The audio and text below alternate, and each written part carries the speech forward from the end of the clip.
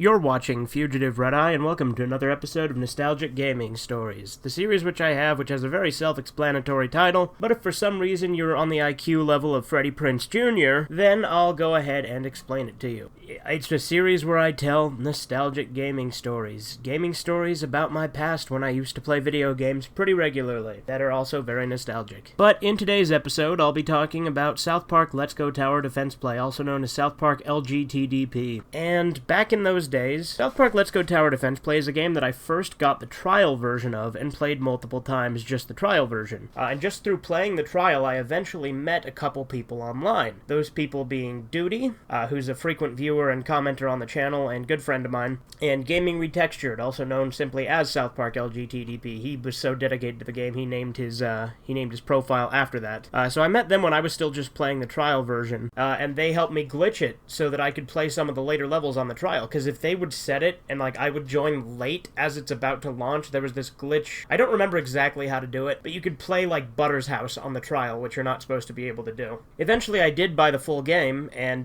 Duty and Gaming Retextured helped me get the Man Bear Pig achievement, which was the hardest achievement in the game, and at that point we sort of formed I don't know if you want to call it a clan or a party or what. We were a regular team that would just play the game together, the three of us, and then we'd get a random fourth person and either help them get the achievement or max out our own high scores. And what we would do is we would constantly replay the game over and over again on multiple levels just to get a higher score on those levels. Eventually getting platinum trophies on each level, and also getting all the achievements in the game itself. And I shit you not, Duty will back me up on this in the comments if people doubt me. I have no doubt about that, but we were the top 3 players. Gaming Retextured was number 1. I mean, considering he named his profile South Park LGTDP, you'd think he'd be number 1.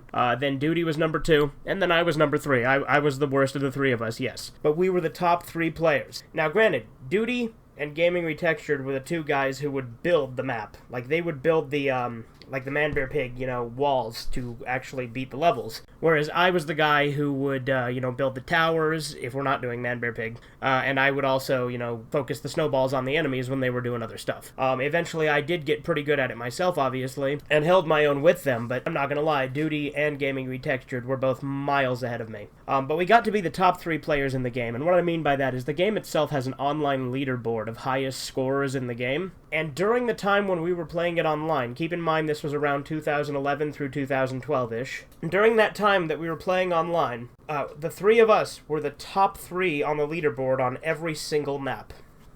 And we were overall the top 3 players in the game. I'm sure someone has overtaken us by now, because it has been a long time since we played that game. But it was really great to hold that for the longest time, that we were the top 3 players. Obviously, we unlocked everything in the game, and Duty was lucky enough to have Professor Chaos, which, if you don't know, was hidden in special versions of Season 13, and it was really rare. And he got it, and unfortunately it's not redeemable anymore, so even if I find a code of it, I'm not going to be able to get it. But Professor Chaos, his special attack was very similar to Cartman's Carpet Bomb, but using lightning instead of fire. In fact, Duty actually let me play as Professor Chaos once, because if you don't know, the party leader can make anyone be whatever character he wants them to, as long as he has them unlocked. It doesn't matter if the people have them unlocked. So Duty, one time, let me play as Professor Chaos, and that was fucking great. It was the only time I ever have, and it was kind of cool, but ultimately I would say I still prefer to play as Jimmy or Timmy or Butters.